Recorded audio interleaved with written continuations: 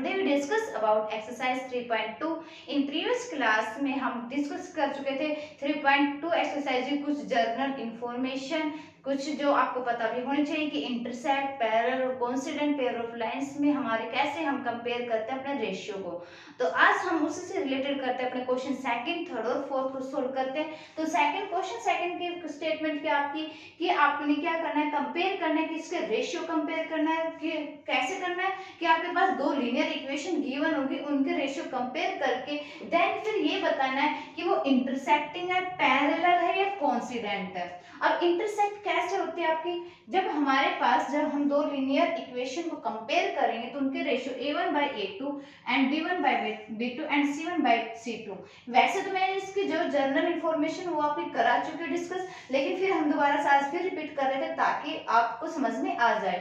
अगर ये तीनों नॉट इक्वल है इसका मतलब वो क्या हो गया हमारे पास इंटरसेक्ट, क्या होगी वो हमारी इंटरसेक्ट। ओके, अगर हमारी a1/a2 इज इक्वल टू, अगर तीनों रेशियो अगर इक्वल आते हैं तो दैट इज कोइंसिडेंट, उसे हम क्या बोलेंगे कोइंसिडेंट पेयर ऑफ लाइंस बोलेंगे। ओके, अगर हमारे पास स्टार्टिंग की दो इक्वल आती है और लास्ट के नॉट इक्वल्स टू है तो that is parallel, that is parallel pair of lines. Intersect में हमारा सॉल्यूशन कैसे बनेगा, यूनिक बनेगा, मतलब कि एक सॉल्यूशन बन के आएगा आपके पास एग्जैक्टली।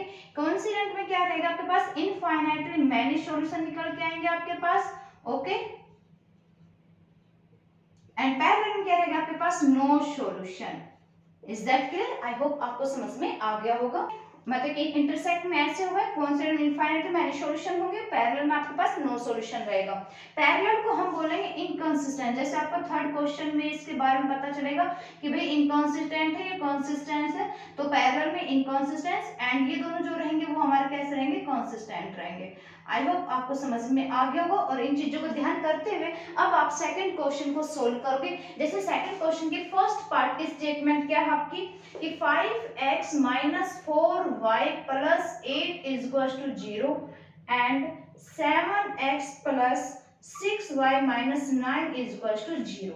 ओके, अब क्या करना है, दो आपके पास लीनियर इक्वेशन हो चुकी, अब इनके रेशियो को क्या करना है, आपने कंपेयर करना है। तो पहले हम ये लिख लेते हैं कि a1 क्या आपके पास 5 है, b1 क्या हो गया -4 and c1 is 8, second is 8 to 7 हो गया, b2 is 6 and c2 is -9।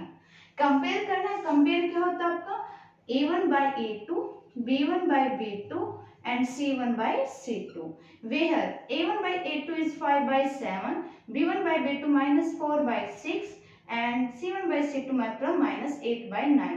अब ये देखो तीनों इक्वल है, नहीं आपके नॉट इक्वल्स टू, और तीनों नॉट इक्वल्स टू हमारे किस में रहता है, इंटरसेक्ट में होता है। तो हमारे जो पेयर्स ऑफ लाइन है वो कैसे बन गए, हमारे इंटरसेक्टिंग पेयर्स ऑफ लाइन, क्या बनेंगे हमारे इंटरसेक्टिंग पेयर ऑफ लाइंस।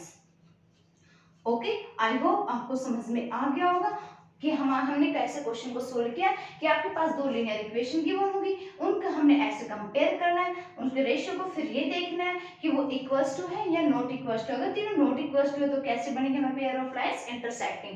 तो क्वेश्चन में हमें ये बताना था कि कंपेयर करने के बाद ये बताओ कि इंटरसेक्टिंग, पैरेलल और कोइंसिडेंट, तो हमारे पास क्या आ गया, इंटरसेक्टिंग पेयर ऑफ लाइंस।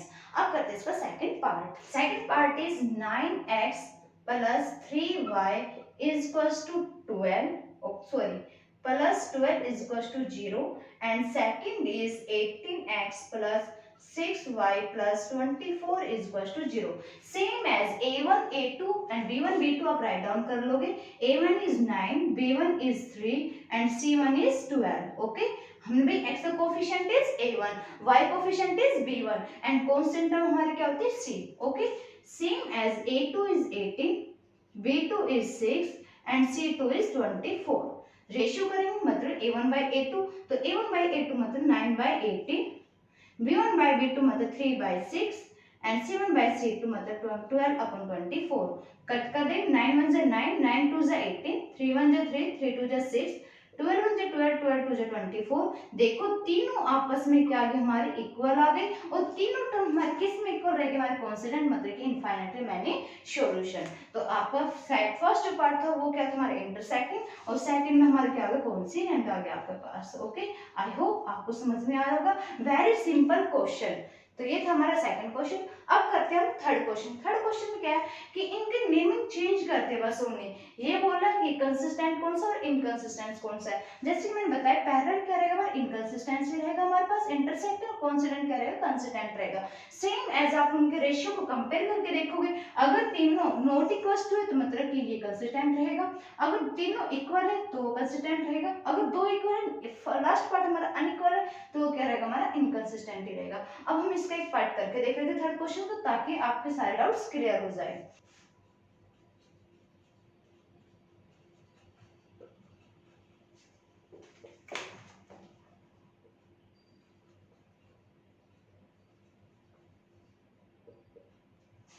तो फर्स्ट क्वेश्चन की फर्स्ट मतलब थर्ड क्वेश्चन का फर्स्ट पार्ट क्या आपका, 3x plus 2y is equal to 5 and 2x minus 3y is equal to 7। आपकी एनसीईआरटी बुक में क्वेश्चन थर्ड का first part that is okay.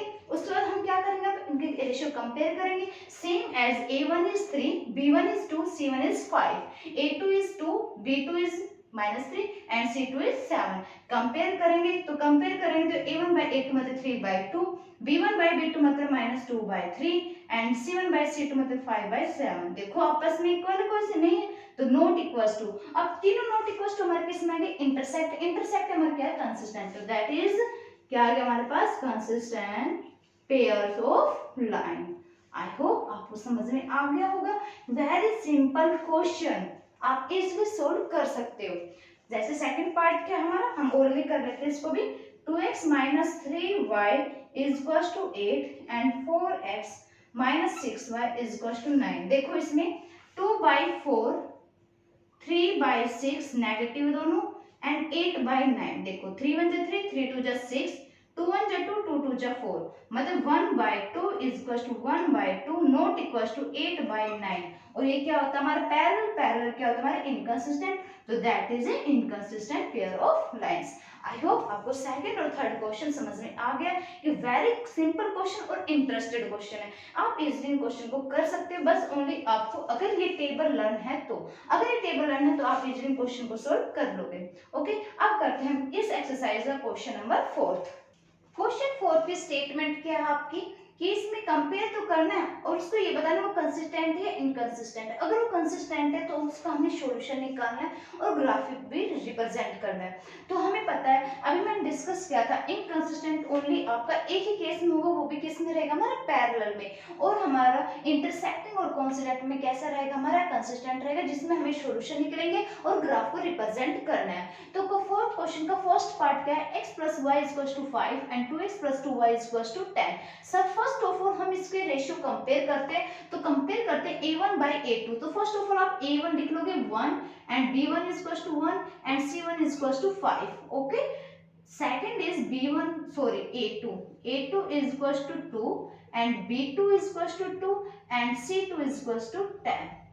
Okay, compare करेंगे तो a1 by a2 1 by 2, b1 by b2 1 by 2, c1 by c2 मतलब 5 by 10, मतलब 1 by क्या हो गया हमारे पास 2। अब देखो तीनों इक्वल मतलब किसमें, हमारे कोइंसिडेंट में, जो हमारा क्या है, हमारा कंसिस्टेंट है। कंसिस्टेंट है मतलब किसका क्या निकलेगा हमारा सॉल्यूशन। अब सॉल्यूशन कैसे निकालना है, जैसे मैंने आपको कल की क्लास में बताया था कि हमें सॉल्यूशन कैसे निकालते हैं, ग्राफ हमें कैसे रिप्रेजेंट करना है। तो कैसे करेंगे, सबसे पहले हम फर्स्ट इक्वेशन में से x की वैल्यू को निकाल लेते हैं, क्या 5 minus y, and second equation में से सेम एज हम निकालेंगे 2x is equal to 10 minus 2y and x is equal to क्या हो जाएगा 10 माइनस 2y अपॉन में क्या हो जाएगा 2।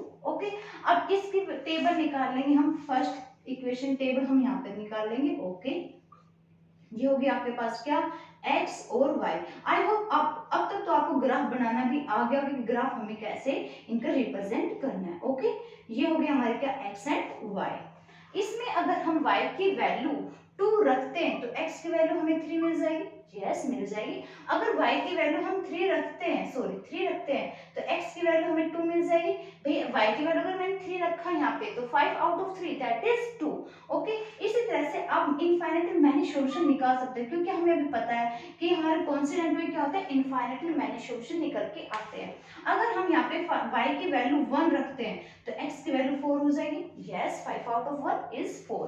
सेम एज इसमें हम वैल्यू पुट करेंगे। अगर y की वैल्यू हम 0 रखते हैं तो x की वैल्यू 5 हो जाएगी। कैसे, देखो अगर हमने y की जगह 0 रखा तो ये तो क्या होगा, 10 आउट ऑफ 0 मतलब 2। 10 को हम जब 2 से डिवाइड करें तो क्या आ जाएगा हमारे पास 5। ओके, x की वैल्यू 5 आ गई। देन अगर हम y की वैल्यू 1 रखते हैं तो 10 आउट ऑफ 2, 8 को 2 से डिवाइड करोगे तो क्या आ जाएगा हमारे पास 4। ओके, इसी तरह से आप और भी वैल्यू पुट कर सकते हैं इसमें। अगर y की वैल्यू हमने 2 रखी यहाँ पे, 2 2 जा 4 और 10 में से 4 गया 6, 6 को 2 से डिवाइड करेंगे क्या आ जाएगा 3।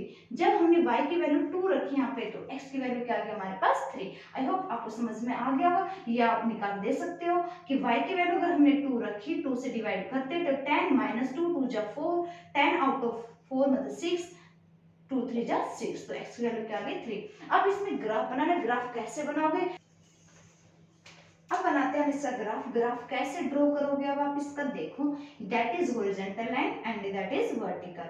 तो हम 6 तक काउंटिंग लिख लेते हैं। 1 1 सेंटर, 1 2 3 4 5 एंड 6। सेम एज ऐसे कर लेते हैं। 1 1 सेंटीमीटर पे हम 1 2 3 4 5 एंड दैट इज 6।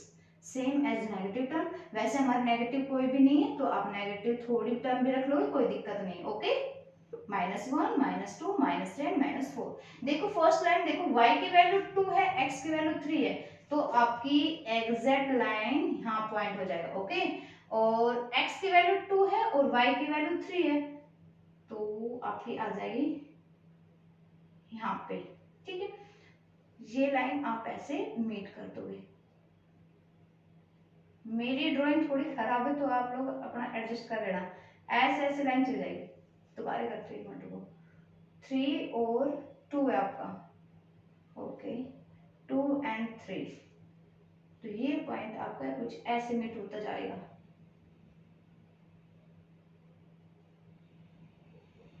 ओके, उसके बाद बोले सेकंड में x की वैल्यू 5 है और y की क्या है आपकी 0 है।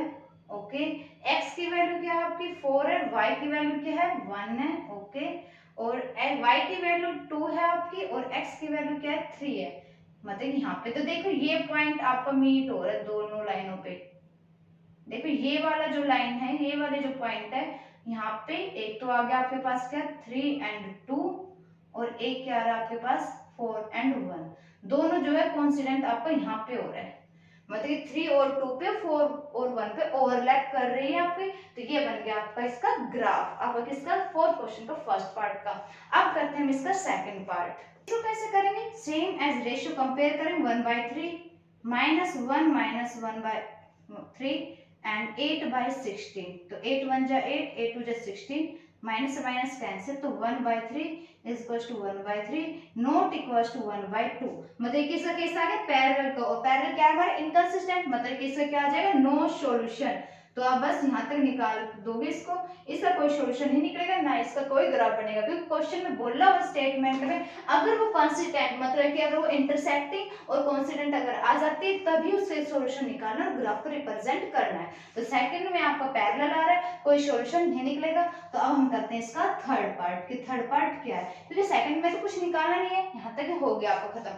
थर्ड पार्ट की स्टेटमेंट क्या है कि 2x + y - 6 is equals to 0 and 4x - 2y - 4 is equals to 0। Okay, compare करेंगे इसको तो 2/4 1/2 एंड -6 - 4, 1 2 1 जा 2 2 2 जा 4, ये सॉरी ये कैंसिल होगा नहीं, तो ये हो गया 1/2 is equal to -1/2 is equal to 3/2।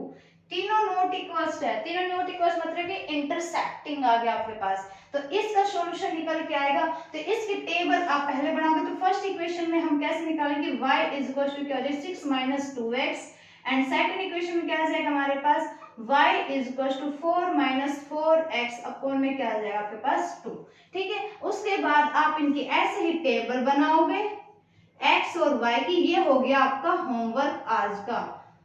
ठीक है, x और y की टेबल आप बताओगे और फिर ये बताना है इसका ग्राफ कैसे बन रहा है। जैसी बात है इंटरसेक्टिंग है तो एक पॉइंट पे आपकी इंटरसेक्टिंग हो जाएगी। पॉइंट जहां पे इंटरसेक्ट होगा पॉइंट वही आपकी x और y की वैल्यू आ जाएगी, वहीं आपका सॉल्यूशन निकल के आ जाएगा। ठीक है, पहले आप इसकी टेबल बनाओगे, x और y की वैल्यू निकालोगे यहाँ से, फिर ग्राफ रिप्रेजेंट करोगे। जहां पे पॉइंट आपका इंटरसेक्ट हो जाता है वही क्या होगा, पॉइंट आपका x और y की वैल्यू आ जाएगी, वही आपका आंसर हो जाएगा। आई होप आपको समझ में आ गया होगा। तो आज हमारे एक्सरसाइज 3.2 का क्वेश्चन सेकंड, थर्ड और फोर्थ का हम डिस्कस कर चुके हैं। आई होप आपको समझ में आ गया होगा। और इंपॉर्टेंट क्वेश्चन मतलब कि इतने इंपॉर्टेंट भी है, लेकिन जर्नल टर्म में मैथ में गिवन तो भाई जाहिर सी बात है करना तो है, सॉल्यूशन हमें निकालने तो है।